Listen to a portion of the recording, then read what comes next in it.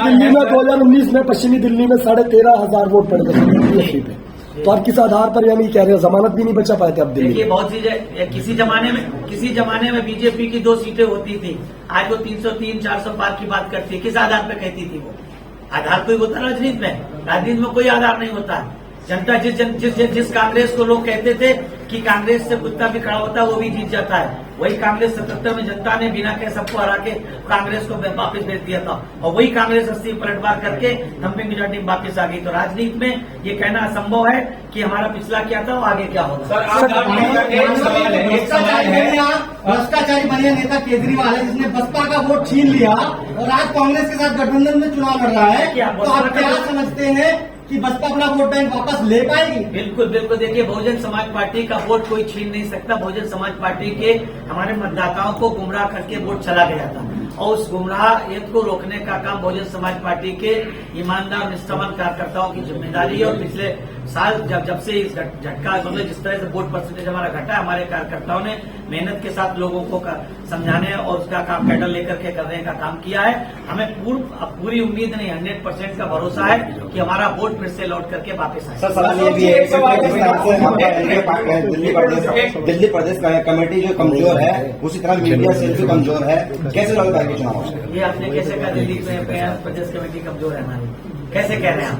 किस आधार पे कह रहे हैं? कई चुनाव हम देख चुके हैं, इसी तरह आज मीडिया में आपकी प्रेस कॉन्फ्रेंस को कॉल करने के कोई नहीं आया। देखिए नेशनल मीडिया आपको पता है, नेशनल मीडिया हमको क्या नेशनल मीडिया तो जिसे लोग यहाँ मानते हैं विपक्ष का सबसे बड़ा नेता राहुल गांधी, उनको तक कवर करने नहीं जाती तो हमारे सरकार कवर करने आई। नेशनल मीडिया अच्छी तरह जानते हैं किसको कवर करती है, आपको पता है, इसलिए उसको कहना है।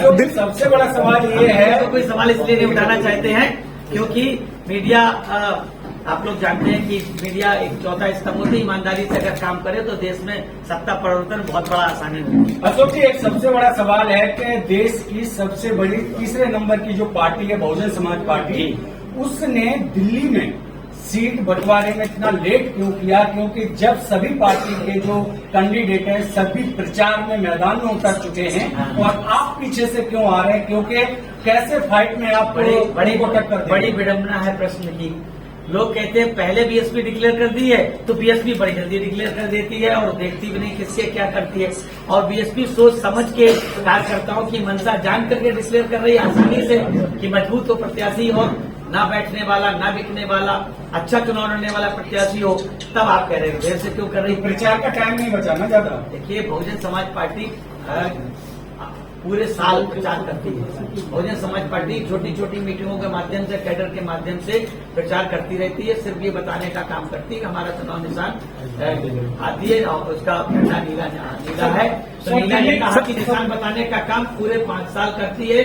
और सिर्फ चुनाव के समय जब आता है तो हाथी जितना बड़ा चुनाव निशान होता है ईवीएम में, वो हमारे कार्यकर्ताओं को बहुत अच्छे से दिखाई देता है। सर सारी की सारी पार्टियां जो है कभी कुछ न कुछ वायदे कर रही हैं। दिल्ली के कौन से मुद्दे हैं जिन पे आप चुनाव लड़ना चाहेंगे? विपक्ष जो है दलितों के साथ लगातार उनकी अवहेलना कर रहा है। यहाँ पे 15-20 ऐसे मुद्दे हैं जिसमें दलितों के अधिकारों का हनन हो रहा है, चाहे वो SC/ST आयोग का गठन हो, चाहे डॉक्टर अम्बेडकर की योजना जो हो छात्रों के लिए है, चाहे तीर्थ यात्रा की योजना हो। और जो मंत्री हैं केजरीवाल सरकार में उनके साथ किस तरह का व्यवहार हुआ है लगातार आप जानते हैं। तो आप किन मुद्दों पर, दिल्ली के मुद्दों पर, राष्ट्रीय मुद्दे नहीं, दिल्ली कौन से मुद्दों के ऊपर आप चुनाव लड़ रहे हैं? दिल्ली सहित पूरे राष्ट्रीय मुद्दों पर बहुजन समाज पार्टी चुनाव लड़ रही है। आप अच्छी तरीके से जानते हैं कि इस देश में बहुजन समाज पार्टी ही एकमात्र ऐसी राजनीतिक पार्टी है, पॉलिटिकल पार्टी है, जो पॉलिटिकल पार्टी के साथ साथ एक मूवमेंट है, एक आंदोलन है। और वो इस देश में सदियों से सामाजिक, आर्थिक, राजनीतिक, शैक्षणिक और सांस्कृतिक रूप से वंचित समाज के हक हकूक की बात के लिए कर रही है, लड़ाई लड़ रही है। और जो इस देश में खासतौर से जो दिल्ली की आपने बात की है कि दिल्ली में जो सरकार चल रही है, जो दिल्ली की प्रदेश सरकार, उसमें दलित समाज की अवहेलना होती है।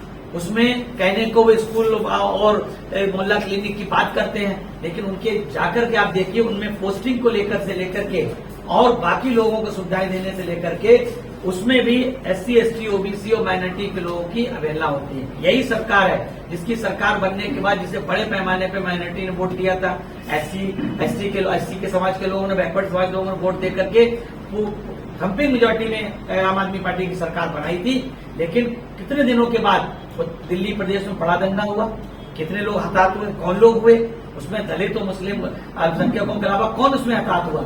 तो इस सरकार ने तो हमेशा ही दलित, और सही बात तो ये है कि लोग चाहे कुछ भी कहें या ना कहें, इस प्रदेश की सरकार हो चाहे केंद्र की सरकार हो, चाहे पहले की सरकारें हो चाहे वर्तमान की सरकारें, इस देश के 85 से 90% बहुजन समाज के हक हकूक की बातें तो करती हैं, वो उनके लिए नीतियां तो बनाने का काम करती हैं, लेकिन उनको जमीनी हकीकत पे उतारने का काम नहीं करती हैं। कांग्रेस ने भी तमाम तरह की नीतियां बनाने का काम किया। अगर उसने सही मायने में कांग्रेस ने भी जो सबसे ज्यादा शासन किया, अगर उस ईमानदारी से उसने सत्ता चलाई होती, तो जो बाबा साहब के, भारतीय संविधान निर्माता बाबा साहब ने तो भारत के संविधान में इस देश के सर्व समाज के लोगों के साथ साथ 85 से 90% बहुजन समाज के अधिकार देने का काम किया था, चाहे वो रिजर्वेशन का अधिकार हो, चाहे वो SC/ST एक्ट को लेकर के अधिकार हो। अगर ईमानदारी से उन्होंने किया होता शिक्षा और राजनीतिक क्षेत्र में अधिकार, शिक्षा और सरकारी नौकरियों में आरक्षण की बात, तो आज साथियों जो आप देखते हैं हमारे मीडिया के साथी कि जो रिजर्वेशन 15% केंद्र सरकार की नौकरियों में है, 7.5%, 15% SC का, 7.5% ST का और 27% OBC का, आप उसका रिकॉर्ड उठा करके देख लीजिए कि आज तक आजादी की हम 75वीं वर्षगांठ मना चुके हैं और आज तक वो 50% से ज्यादा लागू नहीं हुआ अभी तक। इसके लिए कौन जिम्मेदार? सबसे ज्यादा शासन करने वाली कांग्रेस और उसके बाद शासन करने वाली भारतीय जनता पार्टी।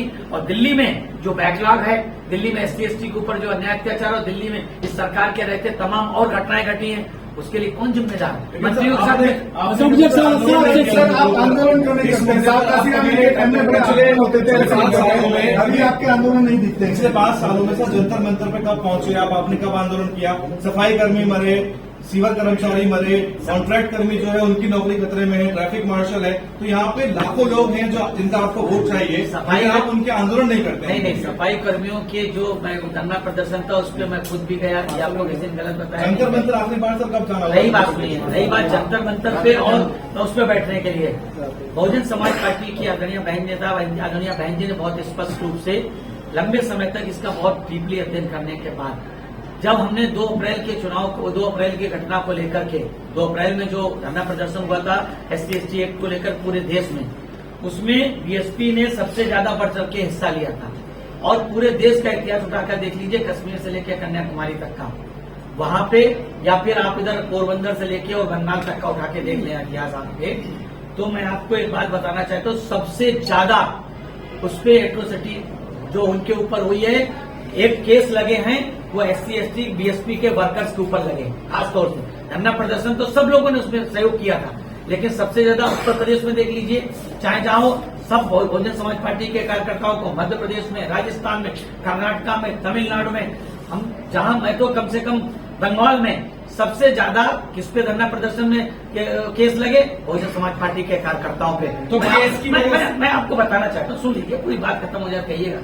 मैं आपको पूछना चाहता हूं, अगर आपका बेटा है, आपका भाई अगर धरना प्रदर्शन में जेल चला जाता है, तो क्या आपका पड़ोसी भी फिर आपको पार्टी के समर्थन में धरना प्रदर्शन के लिए आता है?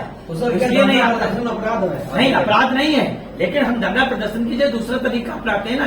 देश भर में जहां एट्रोसिटीज होती है, बहुजन समाज पार्टी के वरिष्ठ लीडर आदरणीय बहन जी के दिशा निर्देश पे उनको लीगल एड देने का काम करते हैं, फाइनेंशियल एड देने का काम करते हैं, उनकी लड़ाई कानूनी तौर पे लड़ने का काम करते हैं। जरूरी ये दिखता नहीं दिखता, ये BSP दिखाने में विश्वास नहीं करती है, इसीलिए BSP अपनी पार्टी का मैनिफेस्टो जारी नहीं करती है। मैनिफेस्टो झूठा होता है, ये सब दिखाने वाले झूठे होते हैं। बहुजन समाज पार्टी समाज के हित में खड़ी रहती है, उनके लिए लड़ाई लड़ती है और लड़ने का ही काम। आप एक बात बताइए, हाथरस कांड के लिए तमाम नाटक नौटंकी हुई, उनकी लड़ाई किसने लड़ी? सबसे ज्यादा BSP ने लड़ने का काम किया, सबसे ज्यादा BSP। राजस्थान में झगड़ा, राजस्थान में उस बच्चे को स्कूल में पानी पीने के पीछे मारा गया, उसके बाद वो बेचारा मर गया, उसके लिए लड़ाई किसने करी? आर्थिक सहायता किसने की? लोग बड़े बड़े तमाशा करने गए, बड़ी बड़ी भीड़ लेके गए, लेकिन उसकी मदद करने का काम नहीं किया। बल्कि उस धरना प्रदर्शन, उस आंदोलन की वजह से जो लोग जेल चले गए, हमारे कार्यकर्ता, दलित समाज के लोग, पिछड़े समाज के लोग, उनके घर वालों को पूछने नहीं गए ये लोग धरना प्रदर्शन कराने वाले। लेकिन मैं यहाँ पर ही आपको रोकना चाहूंगा, दिल्ली के अंदर 9 साल की लड़की के साथ बलात्कार किया गया, लेकिन पार्टी के लोग वहां पर गए, लेकिन उस पर पूरी तरह से नहीं करे। लेकिन हमारी पार्टी की तरफ से हमारे प्रदेश के प्रभारी खुद सोशल मुद्दे पर पीछे गए थे। आपको लगता है क्योंकि हम लोग मीडिया में बहुत ज्यादा इसको नहीं करते हैं, इसलिए अशोक, एक सवाल मेरा आपसे है, दिल्ली की जनता फ्री बिजली पानी राशन पर वोट देती है, गरीब गुरबा वोटर है बीएसपी का, हाँ। आप उसके लिए क्या खास लेकर आए कि वोटर आपकी तरफ आ लगता जाए? है आपने बहन जी की प्रेस कॉन्फ्रेंसेज, बहन जी की स्पीचेस और चीजें नहीं सुनी है आपने। नहीं ये सर, दिल्ली के लिए सुनी होती- स्पेशली। अरे दिल्ली नहीं, पूरे देश की बात करिए। दिल्ली हमारा थोड़ी अकेले है, पूरा देश। बहन जी ने क्या कहा है, हम लोगों को फ्री दे करके उन्हें लाचार नहीं बनाना चाहते, उन्हें गुलाम नहीं बनाना चाहते, हम उन्हें उनके पैरों पर खड़ा करना चाहते हैं। बहन जी ने उत्तर प्रदेश में करके दिखाया। उत्तर प्रदेश में चारों बार की सरकार में आप विशेष तौर से, चाहे 2002 की सरकार देख लीजिए, 2007 की सरकार लीजिए, लाखों की संख्या में नौकरी देने का काम किया, उनको लाचार नहीं बनाने का काम किया, उनको 2 कमरे के पक्के मकान देने की शुरुआत इस देश में किसी भी मुख्यमंत्री ने की है तो बहुजन समाज पार्टी की राष्ट्रीय अध्यक्ष आदरणीय बहन जी ने की। सुन लीजिए, अरे सुन लीजिए, पूरी बात नहीं, पर बताइएगा, आपका जवाब भी दे देंगे। दूसरी बात, उत्तर प्रदेश पहली बार जो अभी 1 लाख की बात कर रहे हैं ना कांग्रेस वाले कि 1 लाख कितनी महिला मुखिया पे परिवार महिला को 1 लाख देने का, बहन जी 2007 से 12 की सरकार में 2008 में अपने जन्मदिन पे गरीब के घर में पैदा हुई बेटी को उन्होंने ये नहीं देखा था कौन गरीब है, किस जात धर्म मजहब का गरीब है, उन्होंने सिर्फ गरीब की बेटी पैदा हुई तो कलेक्टर बाकायदा अपने रिप्रेजेंटेटिव को भेज के उसको 1 लाख का सर्टिफिकेट देता था कि जब 18 साल की होगी तो उसे 1 लाख रुपया मिलेगा। तो लखपति बनाने का काम इस देश में अगर किसी ने किया है सबसे पहले किसी गरीब की बेटी को, तो बहुजन समाज पार्टी ने किया। सर, एक अभी मैं बुलंदशहर की घटना आपको शेयर कर रहा हूँ।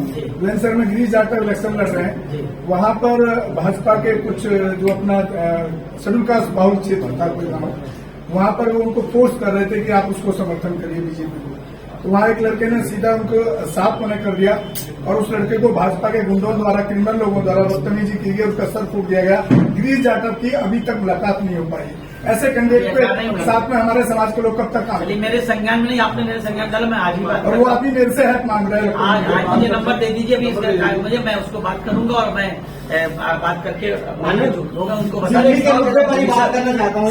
रविदास मंदिर आंदोलन ऐतिहासिक जिला वो गया था 3 बार भाई, उस पे मैं खुद 3 बार गया, मैं खुद 3 बार गया। हमारे चुनाव में बस डीएनए का क्या किया था पता करिए। अशोक, एक सवाल है, यहाँ पे जो नगीना में सर जो सर नगीना में जो हरकत हुई थी, अगर सारी पार्टियां संगठन ये बोले कि भाई केस दर्ज होगा, इस प्रोटेस्ट नहीं होगा, सारी पार्टी बात नहीं कर खत्म हो रहे जाएगा। नहीं, लोकतंत्र की बात से लोकतंत्र कैसे खत्म हो जाएगा। देखिए, हम प्रोटेस्ट को मना नहीं कर रहे हैं, हम प्रोटेस्ट में अपने लोगों को इसलिए नहीं झोंकना चाहते हैं कि हमारी पार्टी के ऊपर सबसे ज्यादा, चाहे कांग्रेस हो चाहे बीजेपी हो चाहे आम आदमी पार्टी हो, अगर शांतिपूर्वक धरना देंगे सर। अरे शांतिपूर्वक में भी भाई हमारे लोग 2 अप्रैल को शांतिपूर्वक ही धरना दे रहे थे, कहाँ झगड़ा कर रहे थे वो, उन पर झगड़े का तो आरोप लगाया गया भाई।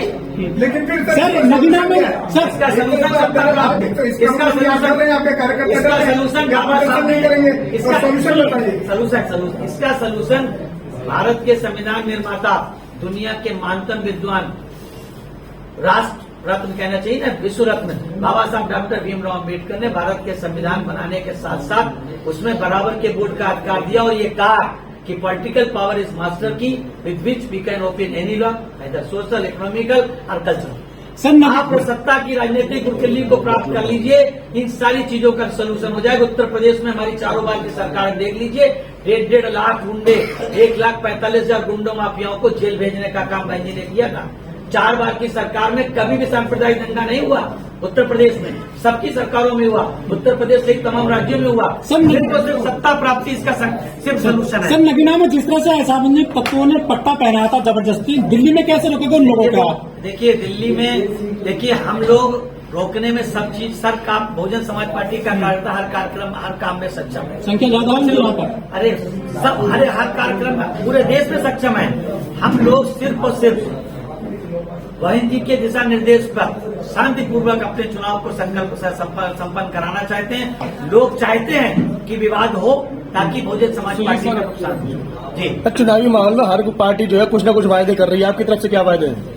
हमारी ने क्या कहा कि बहुजन समाज पार्टी इसीलिए मैनिफेस्टो जारी नहीं करती, बहुजन समाज पार्टी वादों में विश्वास नहीं करती है, बहुजन समाज पार्टी करके दिखाने में विश्वास रखती है। आज हम आपके लिए लेकर आए हैं बहुजन समाज की एक ऐसी किताब, कहीं हम भूल ना जाएं, एक ऐसी ऐतिहासिक किताब है जिसके अंदर आपको ऑडियो वीडियो देखने को मिलना है। ये पहली बहुजन समाज की ऐतिहासिक किताब है जिसके अंदर आप वीडियो भी देख सकते हैं। अब किताब के अंदर कैसे वीडियो देख सकते हैं ये मैं आपको पहले दिखा दूं। आइए तो हम देखते हैं। सबसे पहले आपने करना ये काम है कि किसी भी पेज पर मोबाइल द्वारा आप गूगल पे जाएंगे और गूगल पे जाने के बाद आपको कैमरे का निशान नजर आता है। इस कैमरे पे आप क्लिक करेंगे तो ये QR कोड को स्कैन कर लेगा। स्कैन करने के बाद यहाँ पर आप देखेंगे ये लिंक आ गया। आप जैसे ही लिंक पर क्लिक करेंगे आपकी वीडियो चालू हो जाएगी, यानी कि आपको एक सटीक जानकारी मिलने वाली है, एक ऑथेंटिक जानकारी मिलने वाली है।